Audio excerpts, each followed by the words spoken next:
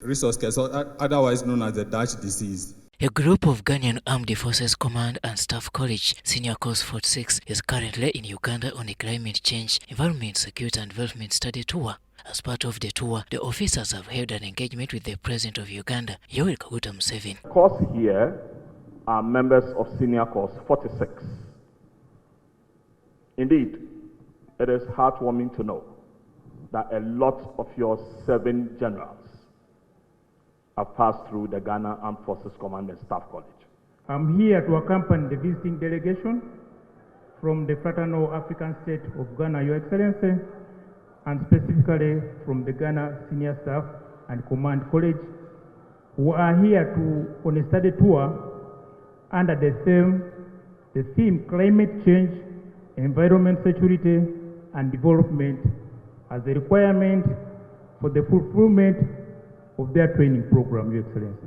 In this meeting held at State House, Entebbe, President Museveni gave it to the visiting delegation that it is time for Africa to transition from traditional biomass fuels like firewood and charcoal to modern and clean energy sources. Citing environmental statistics, the President noted with concern that Uganda's annual water outflow to South Sudan through River Nile has dropped from 60 billion to 40 billion cubic meters since the 1960s, a decline he attributes partly to deforestation driven by cooking fuel needs.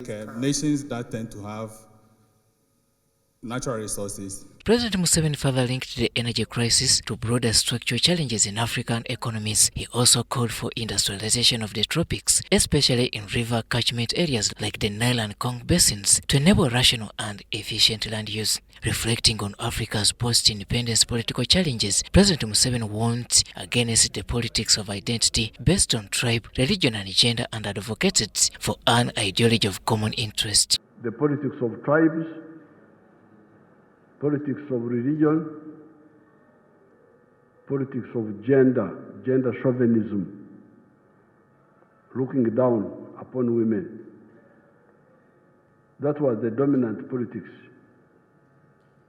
in Africa. If you take Nigeria, that was a big problem.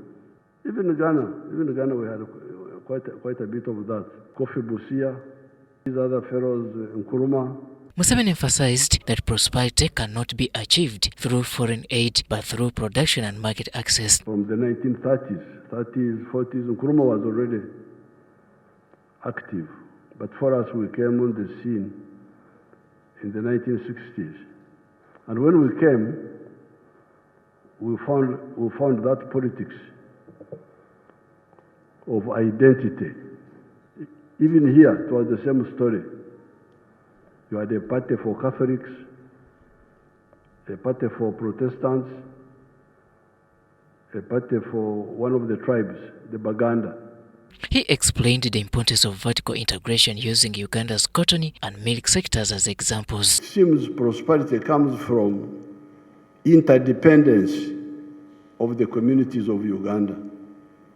The interdependence, my tribe, plus the tribes of other areas working together, selling to one another, that's what will create prosperity. President Museveni also weighed in on the recent developments in West Africa, urging caution in political disagreements that could disrupt economic cooperation, urging that Africa's problems has for over time been ideological.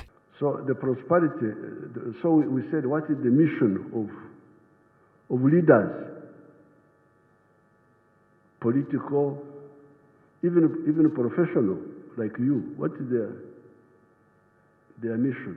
The visiting team was invited to study and adopt the NRM's 4 core principles: patriotism, Pan-Africanism, socio-economic transformation and democracy. On his part, Brigadier General Katemba gave a brief on the week-long study program for the group, which he said is aiming at equipping participants with best practices at the nexus of climate change, environmental protection, security and development. Major John Otto is representing Ghana Armed Forces at this lecture. Every year, we select a theme and visit African countries to research on the theme.